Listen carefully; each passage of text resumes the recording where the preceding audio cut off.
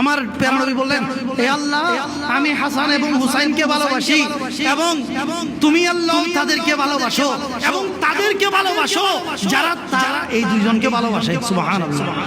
তাহলে কিয়ামত পর্যন্ত পাক পঞ্জতনকে যারা ভালোবাসে তাদেরকে নবীও ভালোবাসে, আল্লাহও ভালোবাসে। নবীও ভালোবাসে, আল্লাহও ভালোবাসে।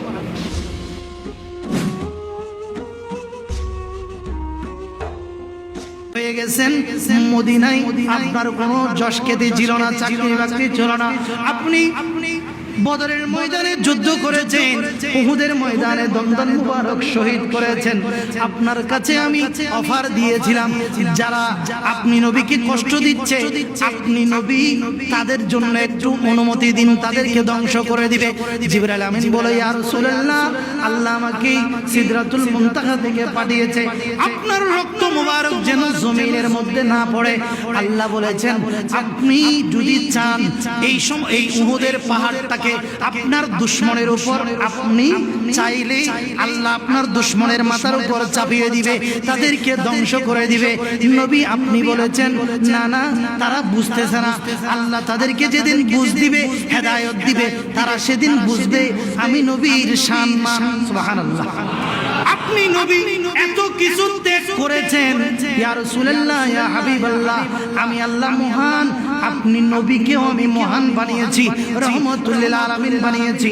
আপনার দয়ার সাগর দেখে আমি আল্লাহ আপনাকে একটা অফার করতেছি। এত কিছু যে ত্যাগ তিতিজ্ঞা আপনি স্বীকার করেছেন, মুসলমানদের কাছে আপনি কিছু চাইবেন না। কুল মা আসআলুকুম আলাইহি আজরান, ও আমার উম্মতেরা, তোমাদের কাছে ইসলাম পৌঁছায়েছি, সেজন্য আমি কোনো ধরনের বিনিময় চাই না। ইল্লাল মাওয়াদ্দাতা ফিল কুরবা, তবে আমি নবীর যারা নিকটাত্মীয় আছে তাদেরকে মুহাব্বত করো, এটা আমি নবী চাই, এটা আমি নবী চাই। কথাটা শিখাই দিচ্ছে কে? কোরআন শরীফের আয়াত শিখাই দিচ্ছে আল্লাহ। আল্লাহ আল্লাহ নবীকে আল্লাহ বলছেন, নবী আপনি বলেন আপনার যারা নিকট আত্মীয় আছে তাদের মুহাব্বত করা আপনি মুসলমানদের কাছ থেকে চান, এটা আপনি চান, আপনি কিছুই চান না।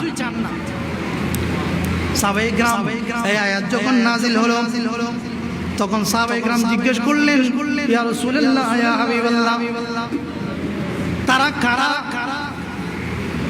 যাদেরকে মুহাব্বত করা আমাদের উপর ওয়াজিব?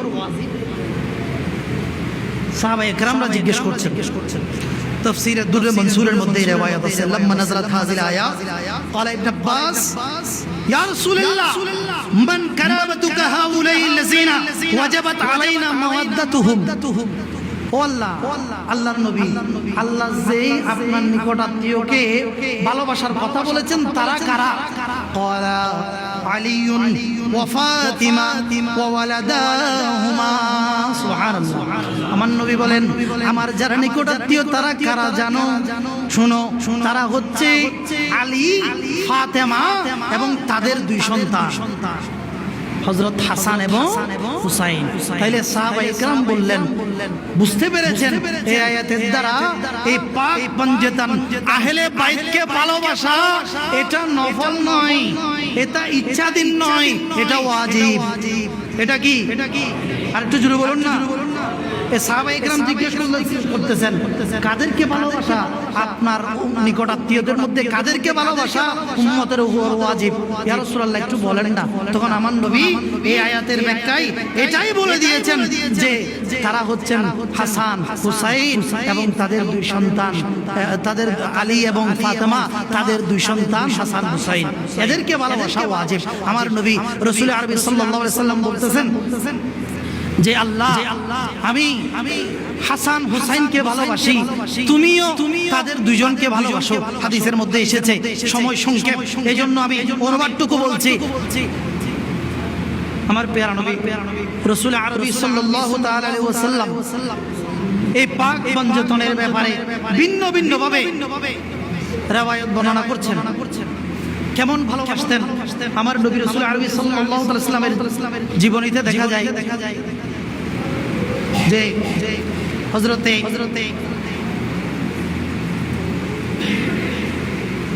সাআদ হযরতে সাদ ইবনে আবি ওয়াক্কাস তিনি দেখতেছেন যে একদিন নবী পাক সাল্লাল্লাহু তাআলা আলাইহি ওয়াসাল্লাম ঘোড়ার মতো হয়ে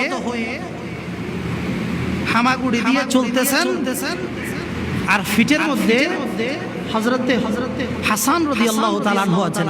এটা দেখে তিনি বলতেছেন যে হাসান, তুমি যার পিঠে উঠেছো তিনি অনেক অনেক ফজিলতওয়ালা সাওয়ারি। গাড়ি আর কি, আমরা সাওয়ারি না বুঝলেও গাড়ি তো বুঝি। তুমি যে গাড়িতে উঠেছো গাড়ি এটা অনেক ফজিলতওয়ালা গাড়ি, অনেক মর্যাদাবান গাড়ি। সাথে সাথে আমার নবী বলেন, হে আবি ওয়াক্কাস, কি বলছো?